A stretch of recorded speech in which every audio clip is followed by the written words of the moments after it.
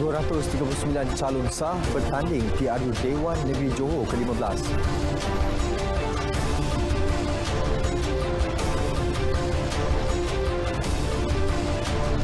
Penduduk terjejas banjir di Terengganu dan Kelantan semakin meningkat.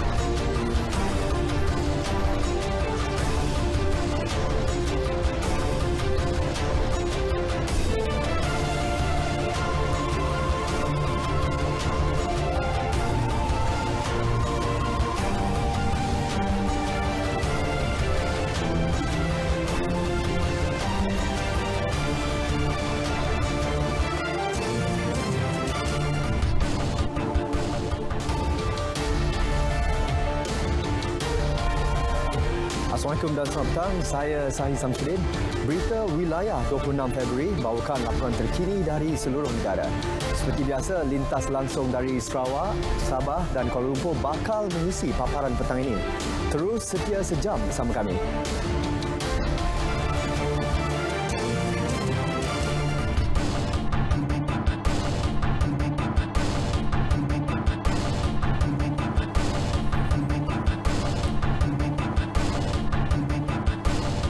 Pilihan Raya Umum PRU Dewan Negeri Johor ke-15, tiada kertas pencalonan ditolak dalam proses penamaan calon yang berlangsung pagi tadi. Ini menyaksikan kesemua 239 pencalonan diterima untuk bertanding di 56 kerusi Dewan Negeri Johor. Kita langsung bersama Alif Ashraf Kamano untuk mengikuti laporan penuh dari studio RTM di Johor Bahru.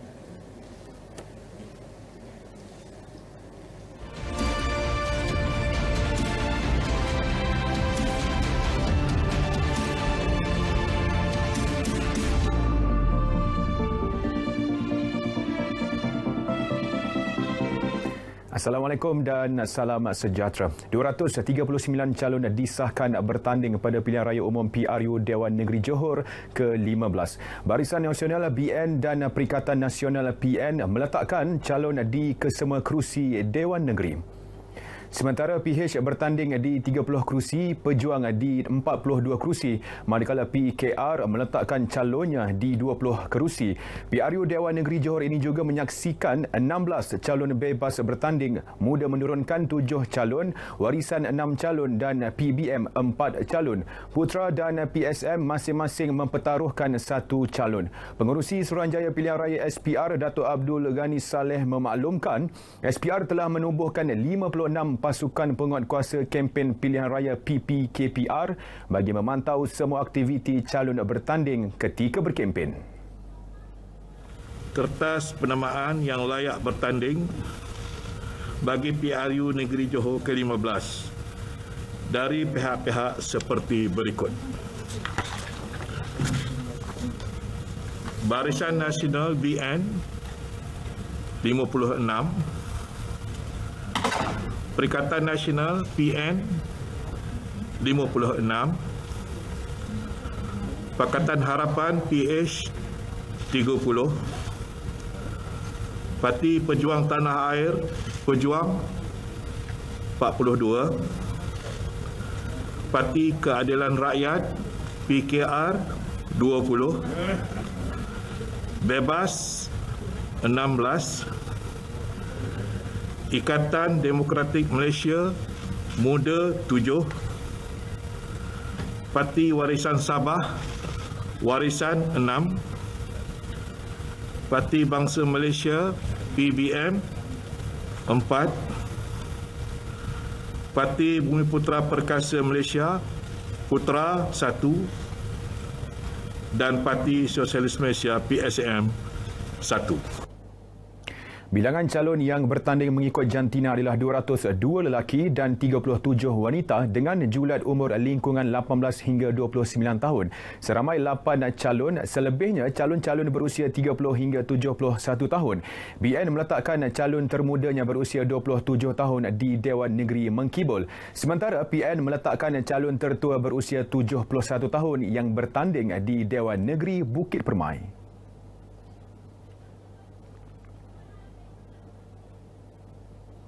Dalam pada itu, dua kerusi Dewan Negeri menyaksikan pertembungan sengit 7 penjuru DN47 Kempas. Pertemuan melibatkan antara calon BN, Perikatan Nasional, PKR dan Pejuang. Selain itu, 3 lagi calon bebas turut mengesahkan pencalonan.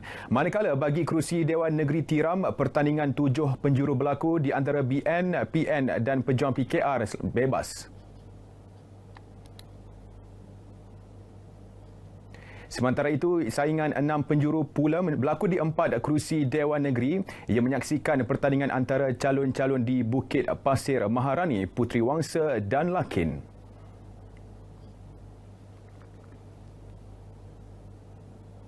Saudara, berikut antara senarai calon-calon bagi PRU Dewan Negeri Johor.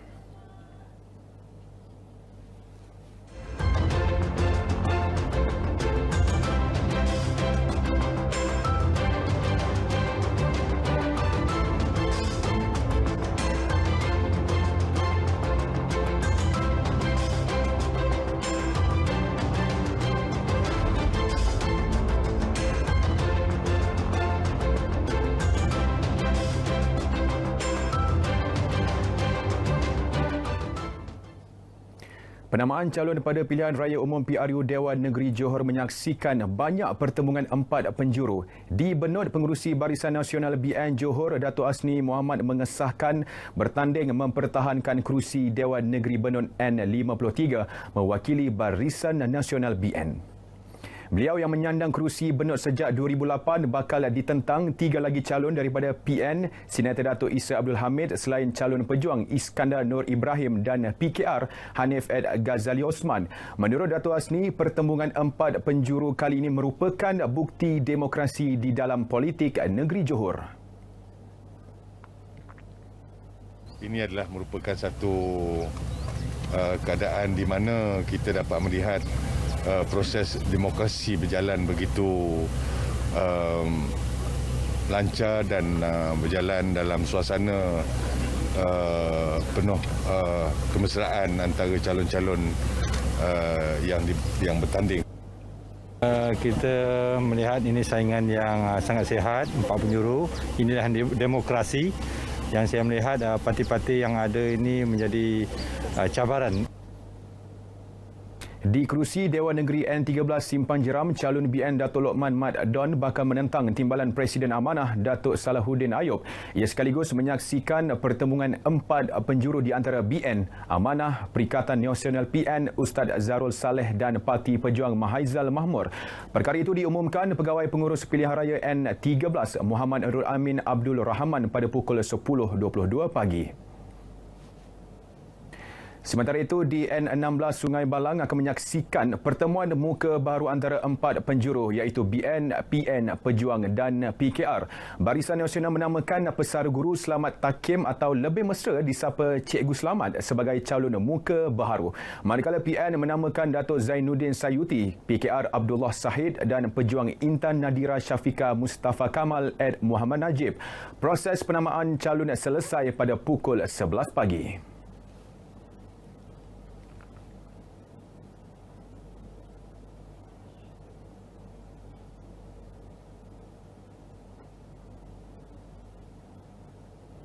Di N27, layang-layang menyaksikan pertembungan 4 penjuru di antara calon BN, PN, PKR dan Pejuang. Bekas Esko Kerajaan Negeri Abdul Muttalib Abdul Rahman dari BN akan ditentang bekas Menteri Pendidikan Dr. Mazli Malik di samping muka baru dari PN dan Pejuang.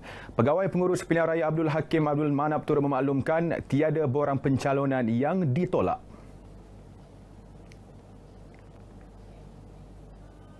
Yang pertama, Dr. Mazli Malik, Parti Keadilan Rakyat.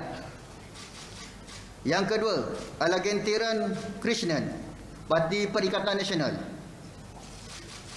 Ketiga, Abdul Muttalib bin Abdul Rahim, Parti Barisan Nasional. Keempat, Ahmad Syafiq bin Osman, Parti Pejuang.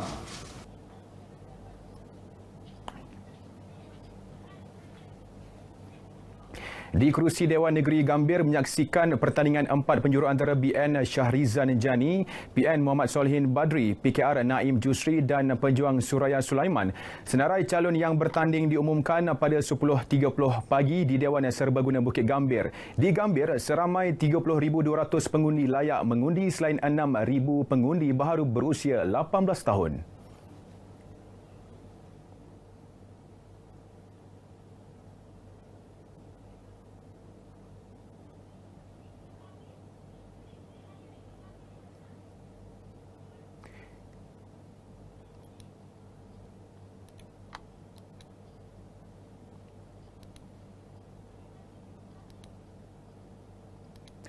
Di Bukit Gambir, seramai 30,200 pengundi layak mengundi selain 6,000 pengundi baru berusia 18 tahun.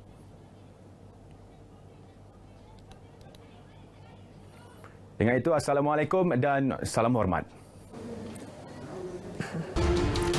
Met Malaysia mengeluarkan amaran hujan berterusan tahap bahaya hari ini di seluruh Kelantan dan Terengganu.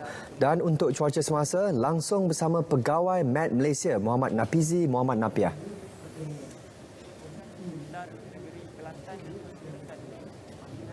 Silakan Nafizi.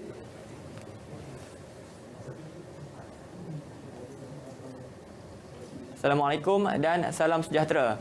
Amaran hujan berterusan yang dikeluarkan oleh jabatan kami telah pun dikemas kini pada tengah hari tadi, melibatkan kawasan-kawasan di sekitar negeri Kelantan dan Terengganu ini masih lagi diletakkan di bawah kategori bahaya berikutan taburan hujan yang masih lagi tinggi di sekitar kedua-dua negeri terbabit sejak beberapa hari yang lepas.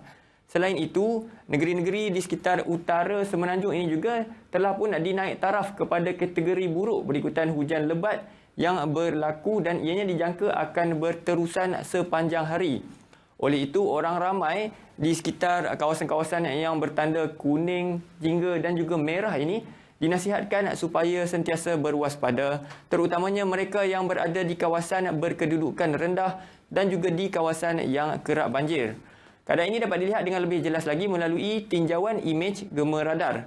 Imej menunjukkan keadaan cuaca hujan lebat yang kini sedang berlaku di kebanyakan kawasan di sekitar negeri Perak, Lembah Kelang, pedalaman negeri Pahang, selain daripada hujan lebat yang masih lagi berterusan di sekitar pantai timur Semenanjung dan juga di sekitar utara Semenanjung ini. Namun keadaan cuaca hujan lebat yang berterusan untuk kawasan-kawasan di Semenanjung ini dijangka akan beransur-ansur pulih menjelang esok hari. Kita lihat tinjauan cuaca untuk negeri Sabah dan Sarawak pula. Hujan lebat dan ribut petir dilihat turut berlaku di beberapa bahagian, iaitu di sekitar bahagian pedalaman dan juga di sekitar bahagian barat negeri Sabah. Selain daripada bahagian-bahagian di sekitar pedalaman dan juga utara negeri Sarawak ini. Keadaan cuaca ribut petir untuk kawasan-kawasan ini dijangka akan berterusan hanya sehingga ke awal malam nanti. Sekian dahulu info cuaca buat kali ini. Sebelum berpisah, kita lihat tinjauan cuaca bagi bandar-bandar utama di seluruh negara. Assalamualaikum dan salam sejahtera.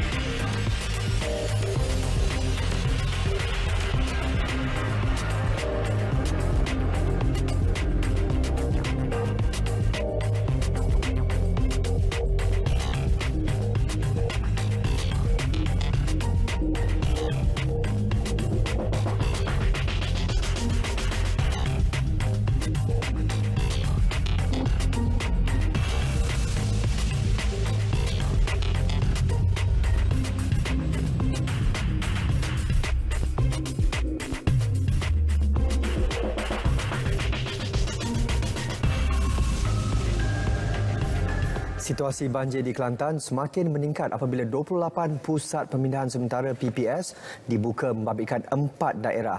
Berbanding tengah hari tadi, jumlah penduduk terjejas banjir yang dipindahkan setakat pukul 4 petang tadi mencecah 2,011 individu daripada 616 keluarga. Portal info banjir JKM menunjukkan 9 PPS dibuka di daerah Kuala Krai melibatkan 413 penduduk terjejas daripada 121 keluarga. Daerah Pasir Mas mencatatkan 869 penduduk terjejas banjir daripada 298 keluarga, manakala di Tanah Merah mencatat 307 penduduk terjejas banjir daripada 86 keluarga. 4 PPS dibuka di Jeli melibatkan 422 penduduk terjejas daripada 111 keluarga. Sementara itu, Public Info Banjir JPS melaporkan 5 sungai utama mencatatkan bacaan air sungai melebihi paras bahaya, iaitu Sungai Lebir di Kampung Tualang, di Kampung Kuala Krai, Sungai Kampung Temangan Macang, Sungai Rantau Panjang Pasir Mas dan Sungai Lanas di Air Lanas Jeli. Satu sungai direkodkan melebihi paras amaran ialah Sungai Kelantan di Kusial Tanah Merah.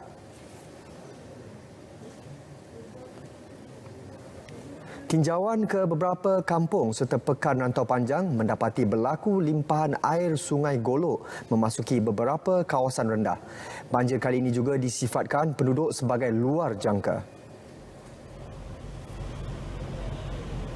Air naiknya semalam. Naik dengan mendadak lah. Itu daripada semalam, pagi tadi yang kuat sekali. Saya tengah nyepel tu sebentar air tu naik dengan mendadak lah. Luar jangka lah. Air ni naik skala tidak macam ni. Luar jangka. So, ingat aku air tiba-tiba yang air tu sampai aku belakang. Jadi penuh tak ada lah macam kita nak nyepel tu. Bagi-bagi rumah tu? Pakai tinggal gitu dah. Mari mengajuk gitu. Sebelum ni kita sipel tak datang tinggi molek belakang dia. Ni tinggal anak rumah anak jatuh kata. Tenggelam belakang dah. Dia lah sama tak gelam sudahlah. Sementara itu, Ketua Balai Bomba dan Penyelamat Rantau Panjang, Imran Ismail berkata, operasi menyelamat bermula sejak 3 pagi tadi. Justru beliau menasihati penduduk yang tinggal di kawasan rendah agar sentiasa berwaspada dan mengikut arahan semasa.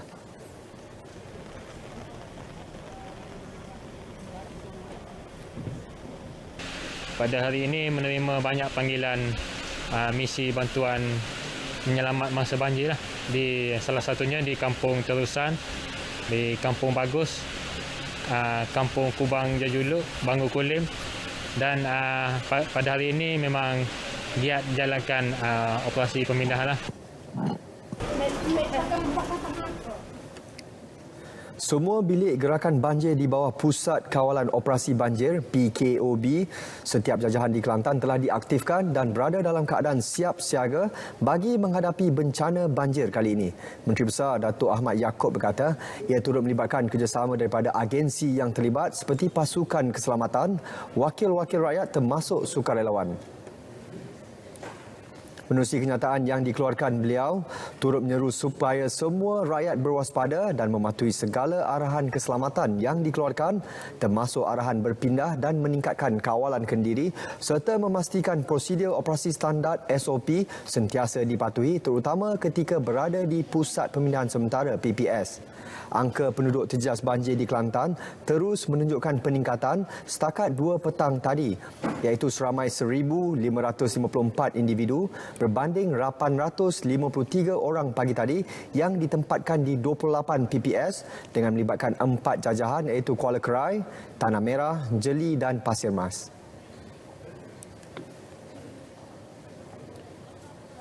Semua penduduk terjejas banjir di Pusat Pemindahan Sementara PPS sekitar Kuala Krai dinasihatkan supaya tidak mengabaikan prosedur operasi standard SOP yang ditetapkan. Ia bagi mengelakkan penularan COVID-19 berikutan kes harian yang masih tinggi di Kelantan ketika ini.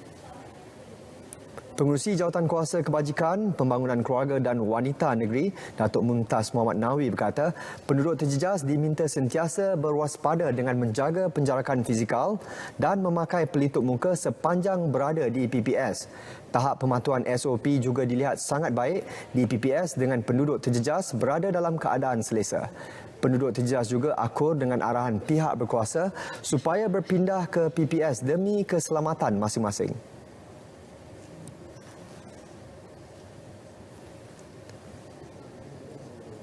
Bermula hari ini, Taman Rekreasi Gua Kelam ditutup sehingga suatu tarikh yang bakal dimaklumkan kelak.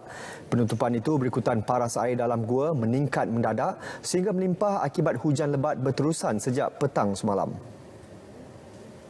Menurut Pengarah Jabatan Perhutanan Negeri Perlis, Awang Syafiq Awang Ahmad Dani, penutupan itu bagi memastikan keselamatan pengunjung. Hujan lebat berterusan yang melanda Perlis sejak petang semalam mengakibatkan berlakunya limpahan air bukit di kawasan pusat rekreasi berkenaan. Semua pengunjung perlu mematuhi arahan dikeluarkan bagi mengelak sebarang insiden tidak diingini. Hanya pusat pameran, penerokaan realiti maya dan bilik cermin bagi pemerhatian panorama banjaran Nakawan yang dibuka kepada pengunjung. Pengunjung yang mengunjungi perkelahan juga diingatkan untuk segera meninggalkan kawasan berkenaan sekiranya hujan lebat kerana bimbang berlaku limpahan atau kepala air. Kita ke Bumi Kenyalang, usaha mempromosi kebudayaan gendang Sarawak antara fokus laporan semasa. Terus langsung bersama Buma Win. Silakan Buma. Baik Sahi, terima kasih. Pihak swasta dan badan bukan kerajaan diminta untuk turut serta dalam usaha mempromosi kebudayaan gendang Sarawak. Menteri Pelancongan, Seni dan Budaya Datuk Seri Nancy Shukri berkata, usaha itu mampu meningkatkan sektor pelancongan Sarawak melalui keaslian muzik aslinya. Datuk Seri Nancy percaya skala penganjurannya sukar berkembang jauh tanpa kerjasama strategik setiap pemegang taruh dan penggiat industri. Datuk Seri Nancy berucap demikian pada majlis pelancaran Festival Gendang Sarawak di Tebingan Kuching. Beliau juga yakin melalui gendang asli ini, ia mampu menjadi modal pembangunan sektor pelancongan Sarawak yang berupaya memanfaatkan semua pihak. Saudara, bertemakan Tamasya Kepelbagaian Budaya, kemuncak program Citra Warna Keluarga Malaysia malam ini diserikan dengan kehadiran Perdana Menteri Datuk Seri Ismail Sabri Yaakob. Program anjuran bersama Kementerian Pelancongan, Seni dan Budaya dan Kerajaan Negeri ini akan diadakan secara langsung dari Tebingan Kuching pukul 8.30 malam ini di TV1.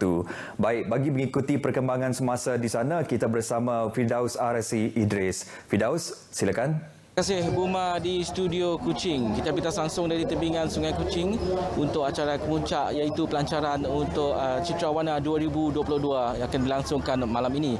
Dan untuk penonton umum, Citra Warna telah dimulakan sejak Khamis lalu yang menampilkan pelbagai pengisian antaranya gastronomi, perkongsian budaya dan juga kraft tangan. Dan menyebut mengenai budaya, RTM juga tidak ketinggalan untuk berkongsi kraft tangan dan juga ilmu kebudayaan seperti gendang Melayu Sarawak. Dan bagi merungkai lanjut mengenai program dari RTM Sarawak sendiri, kita mempunyai studio mini sini bersama dengan pengarah penyiaran kawasan Sarawak, Encik Nasrul Hakim Madno. Assalamualaikum, selamat petang. Selamat petang. Pengarah, mungkin boleh kongsikan pengisian RTM itu sendiri untuk program Citra Warna kali ini. Okey, terima kasih Firdaus.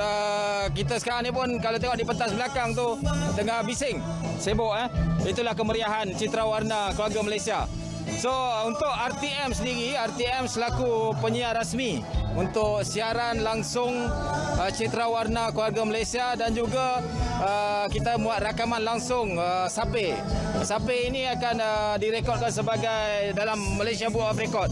Satu pencapaian yang agak hebatlah untuk negeri Sarawak apabila berjaya mengumpulkan ramai pemain Sape. Jadi untuk RTM sendiri, kita selaku penyiar rasmi kita telah berkampung sejak 22 bulan lagi. Ya, menyediakan kelengkapan dan sebagainya. Kita menggunakan lebih kurang 8 biji kamera untuk siaran langsung ditambah dengan 2 RF.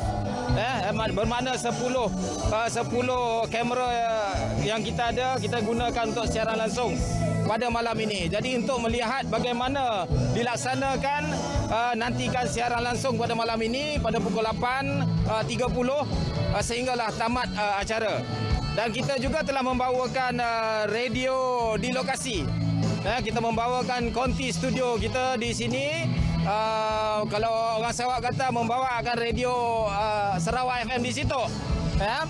Mana kita membawakan Sarawak FM, YFM, Red FM bersiaran di lokasi. Ini satu perkara yang patut kita teruskan dan kita harap program ini dapat dijayakan dengan sebaiknya.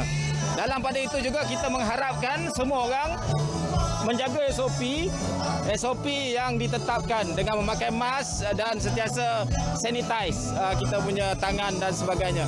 Memastikan jarak dan seumpamanya amat penting kerana kita masih belum menang dan kita ke arah kemenangan. Itu yang paling penting. Dan RTM penyiar rasmi nantikan pada malam ini. Terima kasih Pengarah. Dan seperti yang lihat belakang saya sekarang, ini merupakan pentas utama untuk acara Tonggak malam ini yang di mana akan menyaksikan sebuah konsert di atas bas terapung, iaitu menampilkan persembahan kebudayaan pelbagai kumpulan etnik dan kaum di Sarawak. Di Malaysia, selain di persembahan nyanyian yang turut menampilkan artis-artis tanah air, antaranya Dewi Liana, Seria Star, Bobby F, Dayang Nur Faizah, Vicky Anderson, Nicole Lai dan Datuk Jamal Abdillah. Baik, selain daripada konsert, kita akan juga menyaksikan perarakan perahu tambang khas yang selain persembahan bunga api dan musical fountain Darul Hana. Saksikan 8.30 malam ini di saluran TV1 kembali bersama Buma di studio. Silakan. Terima kasih Fidaus atas laporan anda. Baik, kita ke berita seterusnya. Pendidikan awal kanak-kanak memainkan peranan penting pada peringkat awal terutama dalam pertumbuhan dan pembinaan sifat peribadi kanak-kanak. Kanak-kanak yang berusia lingkungan 2 hingga 6 tahun mempunyai kebolehan pembelajaran yang tinggi serta mampu menyerap segala informasi dengan cepat. Menteri Pengangkutan yang juga ahli Dewan Undangan Negeri Senadin, Datuk Seri Lee Kim Shin berkata, oleh itu kanak-kanak harus dibimbing dengan profesional untuk memupuk sifat positif, memperkembangkan kemahiran dan mewujudkan insan yang seimbang dan harmoni dalam semua aspek. Selaras dengan perkara itu, katanya profesion perguruan yang spesifik serta komitmen dan kesungguhan para guru perlu ada dalam melaksanakan tugas mereka dengan penuh amanah dan dedikasi. Justru beliau menyambut baik konsep Tabika Kemas iaitu belajar melalui bermain kerana ia satu konsep yang amat baik dan selaras dengan sifat semula jadi kanak-kanak iaitu bermain, ingin tahu dan mencuba. Datuk Seri Lee berucap demikian diwakili oleh Kaunselor Jeffrey Pang Xiao Fong bersempena Hari Apresiasi Kanak-Kanak Tabika dan Taska Permata Kemas Parlimen Miri sesi 2021-2022 di Miri. Seramai 115 kanak-kanak menerima sijil tamat pembelajaran pada majlis berkenaan. Universiti Malaysia Sarawak UNIMAS melakar satu lagi sejarah apabila menandatangani Memorandum Persefahaman MOU dengan Institut Yunus Emre Turkiye yang berlangsung di kampus UNIMAS, Kota Samarahan hari ini. MOU berkenaan ditandatangani oleh Naib Chancellor UNIMAS, Profesor Dato' Dr. Muhammad Kadim Suaidi dan Pengarah Institut Yunus Emre, Dr. Omar Altun. Dalam ucapan, Dr. Kadim memberitahu tujuan MOU tersebut adalah bagi membangun kerjasama dalam bidang akademik dan saintifik berasaskan kesaksamaan dan kebersamaan dan meningkatkan hubungan persahabatan serta persefahaman antara kedua-dua pihak.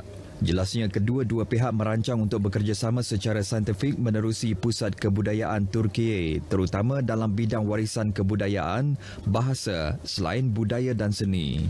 Dr. Kadim dalam pada itu berharap kerjasama yang baharu ini akan menyediakan peluang dan pengalaman pertukaran budaya bagi kedua-dua negara selain menggalakkan kerjasama dalam bidang-bidang lain.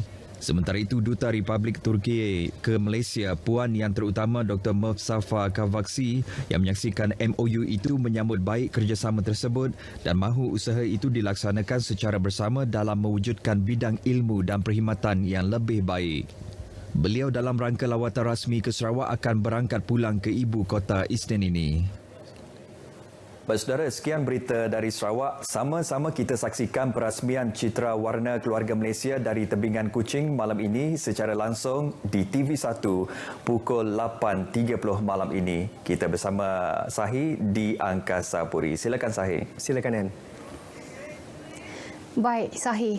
Kerajaan negeri peruntukan RM2.4 juta kepada penduduk di Kampung Landung Ayang Kudat yang dilanda musibah kebakaran pada 16 Februari baru-baru ini.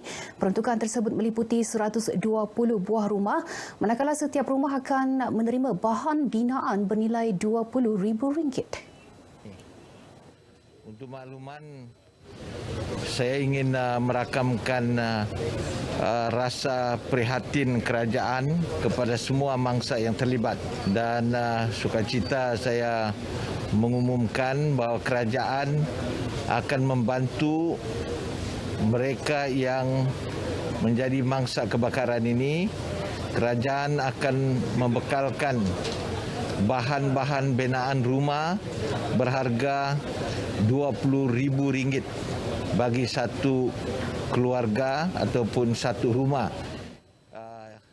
Beliau berkata demikian kepada media selepas menyampaikan bantuan wang ihsan RM500 dan barang keperluan dapur kepada 176 ketua isi rumah di Dewan Tun Mustafa Kudat. Turut berlangsung sesi penyerahan bantuan awam kepada penduduk terlibat kebakaran.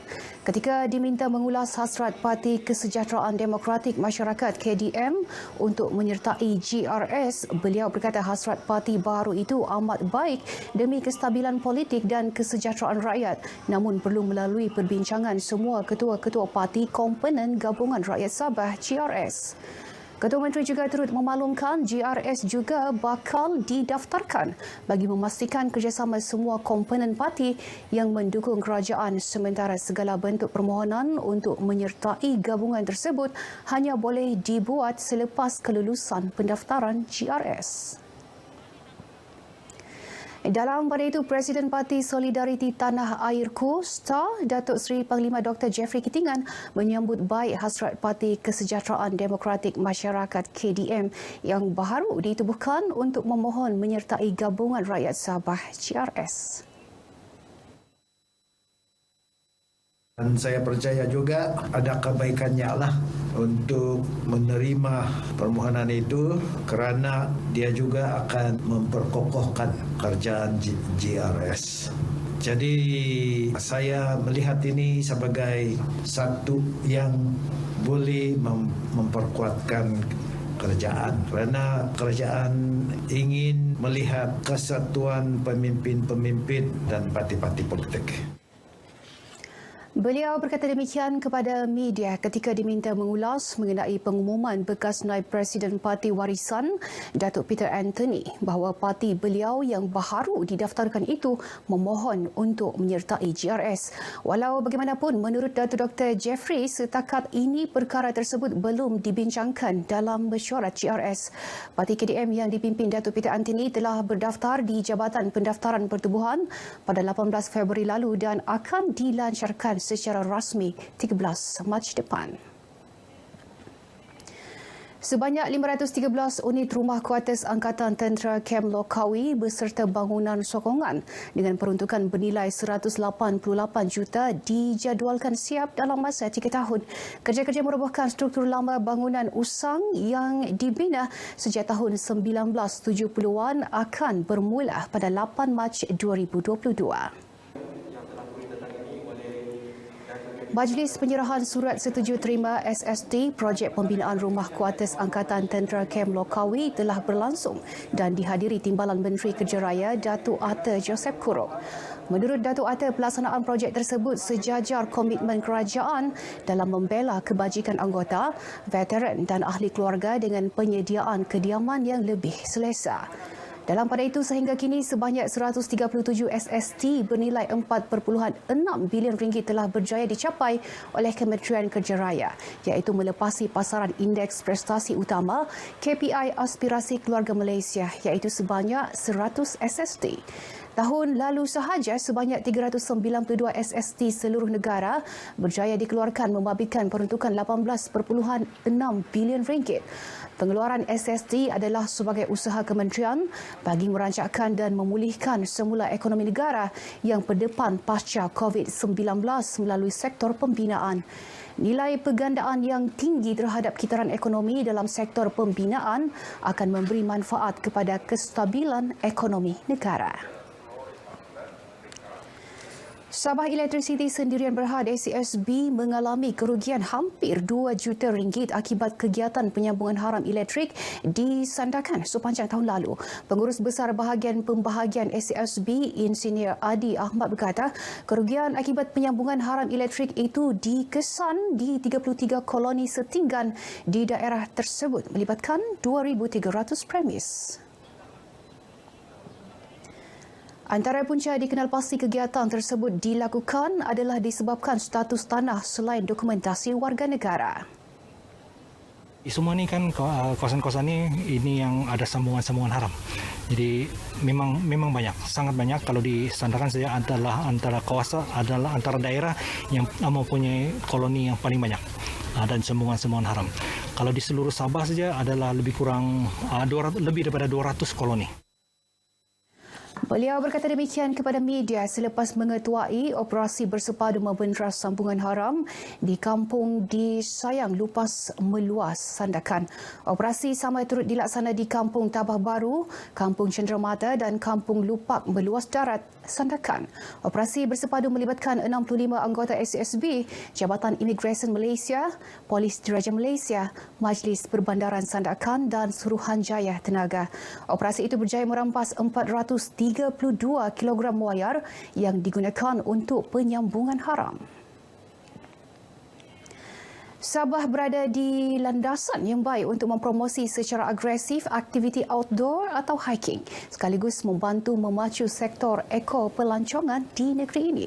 Ketua Menteri Datuk Seri Panglima Haji Jinor berkata ini kerana pasaran aktiviti tersebut sedang berkembang pesat di rantau Asia. Jelasnya daya tarikan khususnya Gunung Kinabalu diyakini dapat membantu memberi pulangan eko-pelancongan yang besar kepada Sabah. Datuk Haji berkata demikian sempena Majlis Pelepasan GEC Malaysian ASEAN Kinabalu Climb 2022 High Altitude Training di Kundasang Ranau. Teks ucapan dibacakan Pembantu Menteri kepada Ketua Menteri Datuk Abidin Madingkir. Bercakap kepada pemberita kemudian, Datuk Abidin berkata program ini memberi peluang kepada pendaki Gunung Everest merasai suasana altitud yang tinggi selain mempromosi Gunung Kinabalu sebagai tempat berlatih. Mempromosikan lagi bahawa kita yang mempunyai kemudahan-kemudahan dan juga infrastruktur yang tersedia, dan itulah sebabnya mereka datang ke sini ini disebabkan kita mempunyai kemudahan-kemudahan yang diperlukan. Dengan kerjasama daripada Tourism Sabah, kita nampak ada gunung ini adalah gunung yang paling sesuai di Asia Tenggara ataupun di Asia yang cukup untuk kita membuat persiapan dan mengantar semua pendaki keluar negara. Program Keluarga Malaysia Ekspedisi Everest 2022 ini turut memilih Adelina Lintanga, 37 tahun dari Kota Belud dan pendaki dari Sarawak, Fazilah Syahrin. Baik, sekian paparan dari negeri di bawah bayu bersama saya Anissa Daules. Terus ikuti lebih banyak perkembangan semasa dalam berita wilayah. Kita kembali bersama Sahih di Angkasa Puri. Silakan Sahih. Terima kasih Ann. Pembangunan Tasik Cermin Eco Park Ipoh merupakan antara produk pelancongan terbaru yang dijangka dapat meningkatkan kedatangan pelancong ke Perak. Dibangunkan atas tapak bekas kuari seluas 65 ekar, ia merupakan salah satu daripada 19 geotapak yang terletak dalam Geopark Lembah Kinta. Exco Perumahan Kerajaan Tempatan dan Pelancongan Negeri Datuk Noli Ashilin Muhammad Razi berkata, kerjasama pihak awam dan swasta dapat membantu kerajaan negeri untuk memelihara serta mempromosi Geopark Lembah Kinta sebagai salah satu geopark kebangsaan utama negara.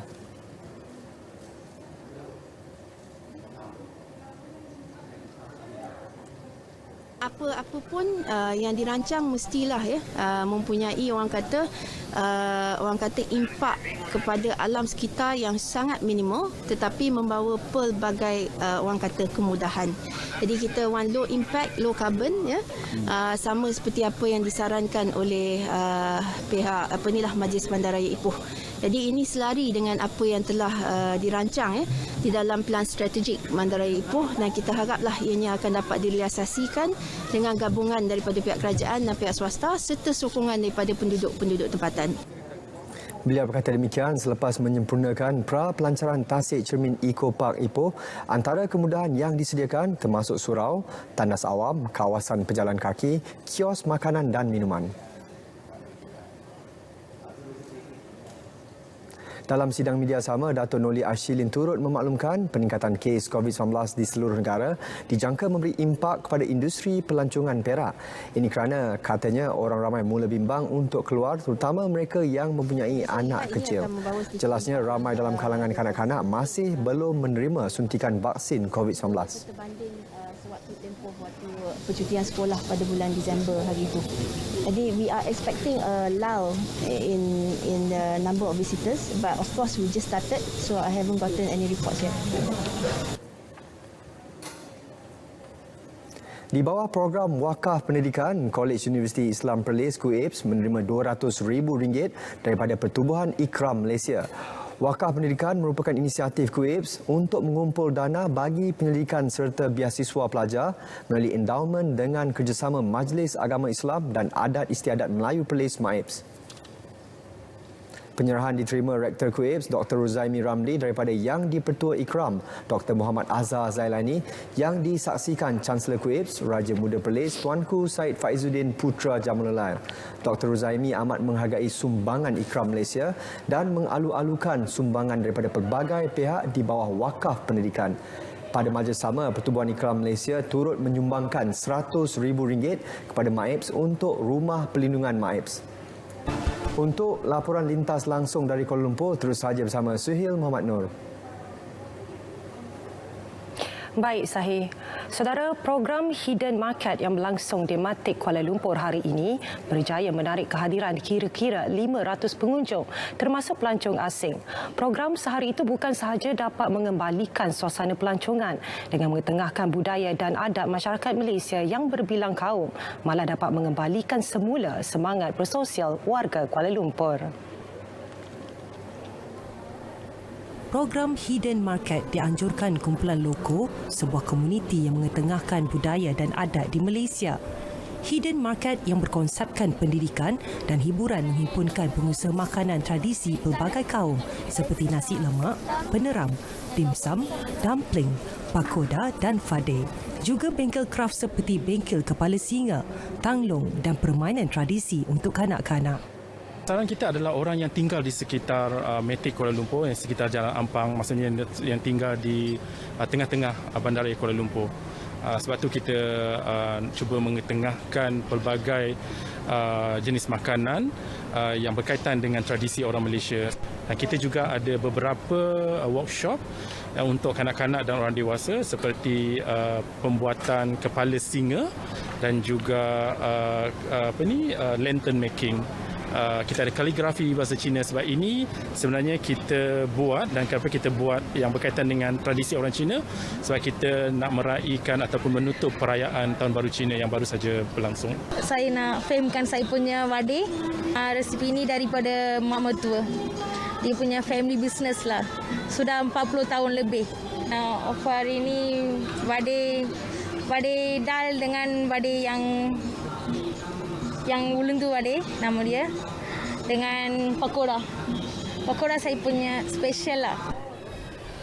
Orang ramai juga berpeluang mempelajari kaligrafi Cina dan Jawi secara percuma. Anywhere, any country. Even you go China, also you do the Singapore, Brunei, also do expo. Many people like. Even the European people, African people, they all like. Even the Arabic also, even the Chinese. Some people they don't know the meaning, but they say nice. Bagi pengunjung, program Hidden Market dapat mengembalikan semula semangat bersosial warga Kuala Lumpur mengikut prosedur operasi standard SOP. Okey, sebenarnya saya ada nampak dekat media sosial pasal Hidden Market dengan workshop craft juga.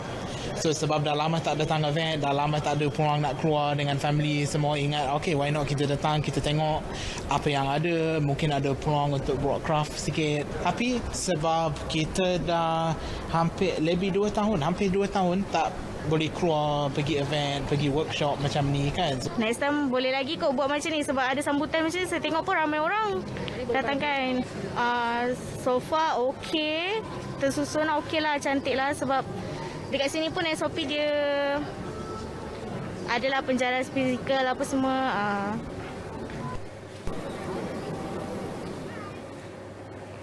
Projek Kebun Komuniti Bandar bukan sahaja menggalakkan aktiviti berkebun dalam kalangan komuniti, malah memberi pulangan pendapatan lumayan kepada kumpulan komuniti yang terlibat.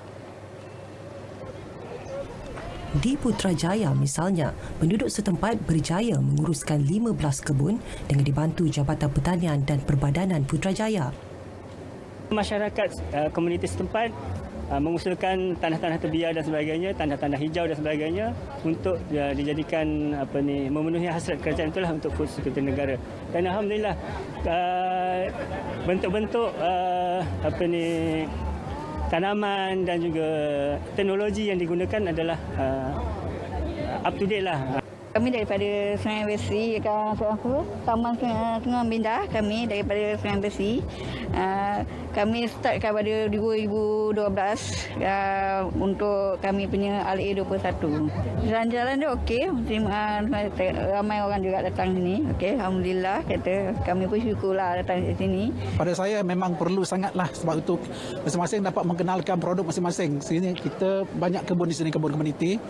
Jadi memang perlu adakan program macam ni untuk mengenalkan kita punya tanaman lah. Di Putrajaya ni memang kita ada kebun komuniti, kebun kelulut, kebun cendawan. Macam orang di luar macam pelik kata. Putrajaya ada kebun ke? Dia kata. Ada kebun kelulut ke, ada cendawan ke? Kita ada semuanya. Boleh datang lawat sini. Selaras dengan salah satu fokus matlamat pembangunan Mampan, pelajar sarjana pentadbiran perniagaan Universiti Utara Malaysia UUM menganjurkan aktiviti penanaman pokok.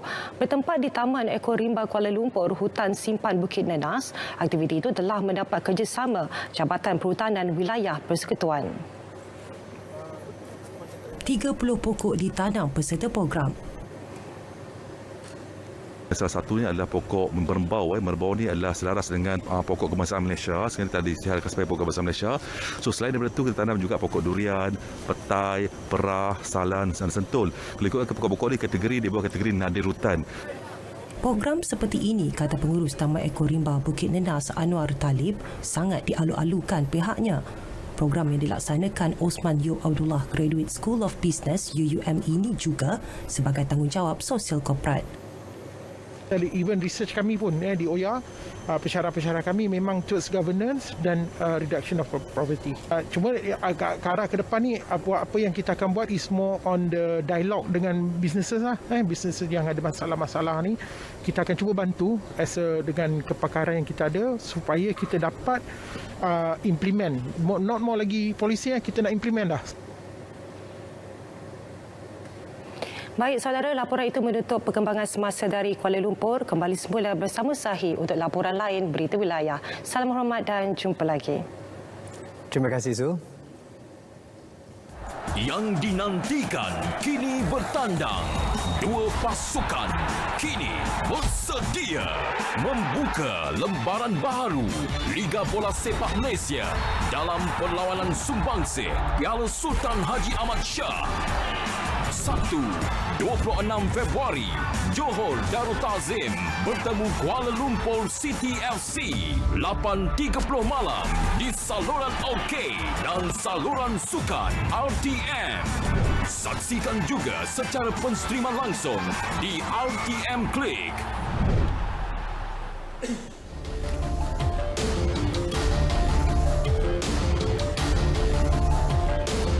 Pertemuan dua kelab berstatus juara, Johor Darul Ta'zim JDT FC dan Kuala Lumpur City FC bakal menjadi tumpuan peminat bola sepak tanah air malam ini.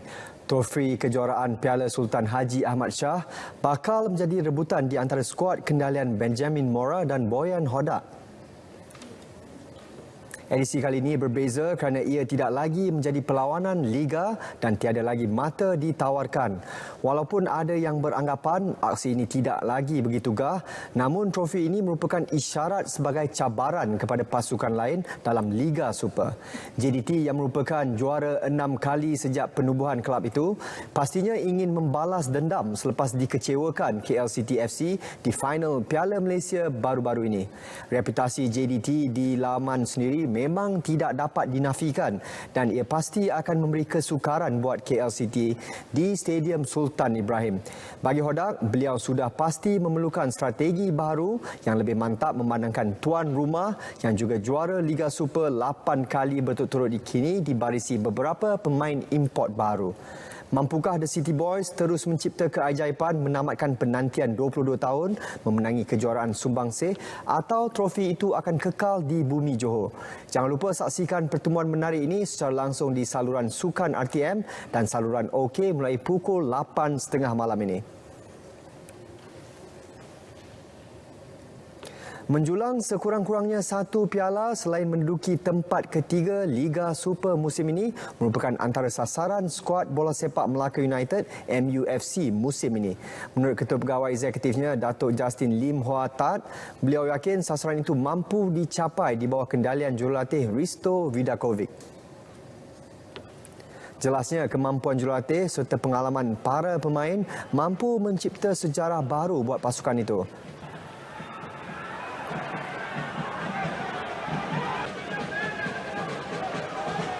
I think they are all professionals, and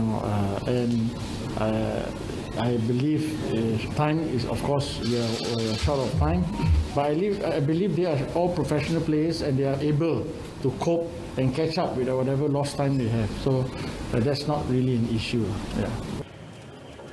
Beliau berkata demikian ketika ditemui pada pelancaran jersey baru MUFC di Stadium Hang Jebat, Melaka. Dalam pada itu, menurut jurulatih MUFC Risto Vidakovic, beliau tidak meletakkan sebarang sasaran. Sebaliknya akan lebih fokus untuk membentuk satu pasukan yang kukuh. Vidakovic tidak mahu para pemain tertekan dan hilang tumpuan.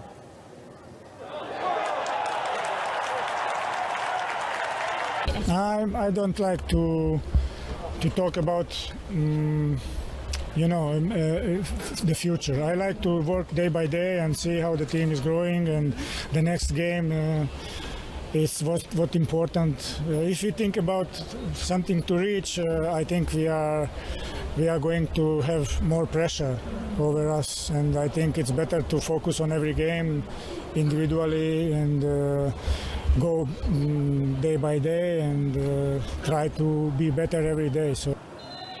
Malam tadi, MUFC berjaya menjulang Piala Tuan Yang Terutama Yang di-Pertua Negeri Melaka 2022 selepas menundukkan Selangor 4-3 menerusi penentuan sepakan penalti selepas serikat 3-3 tamat masa penuh perlawanan.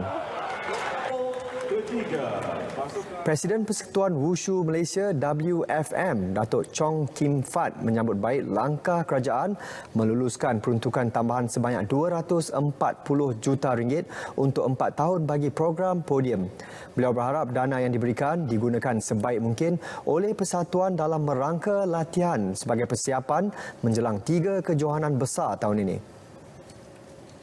Datuk Kim Fat menjelaskan berita itu pasti menggembirakan semua persatuan selepas bergelut mencari dana sebagai persediaan ke Sukan Si Hanoi, Sukan Commonwealth Birmingham dan Sukan Asia Hangzhou tahun ini. Penting sekali kerana kita dapati SEA Games yang akan dijalankan dalam Hanoi bulan Mei, dia punya selection last day 12 Mei. Ini yang penting. Kerana jika bajet tak ada, kita memang akan hantar budak-budak yang kategori A saja. Tapi sekarang bajet ada lebih, biarlah kita boleh hantar satu kumpulan yang besar mengambilkan bahagian ini. Beliau berkata demikian secara eksklusif kepada RTM di Petaling Jaya, Selangor. Sebelum ini, Majlis Sukan Negara MSN menetapkan pencapaian di peringkat kejohanan tertinggi sejak 2019 sebagai petunjuk prestasi utama KPI untuk membolehkan atlet kekal dalam program latihan kendalian MSN itu bermula 2022. Ia berikutan tiadanya peruntukan khusus untuk meneruskan program Podium yang berakhir sebaik tamat Tamasya Sukan Olimpik dan Paralimpik Tokyo 2020. Ia menyaksikan hanya 288 atlet yang benar-benar layak dikekalkan bagi mengikuti program latihan sepenuh masa. Rabu lalu, Menteri Belia dan Sukan Datuk Seri Ahmad Faizal Azumu telah mengumumkan peruntukan tersebut sehingga 2025 selepas mendengar keluhan daripada semua pihak termasuk atlet dan kepimpinan Persatuan Sukan Tanah Air. Berita Wilayah edisi 26 Februari berakhir di sini. Dapatkan perkembangan sahih sepanjang masa melalui portal Berita RTM di berita.rtm.gov.my. Salam hormat dan Assalamualaikum.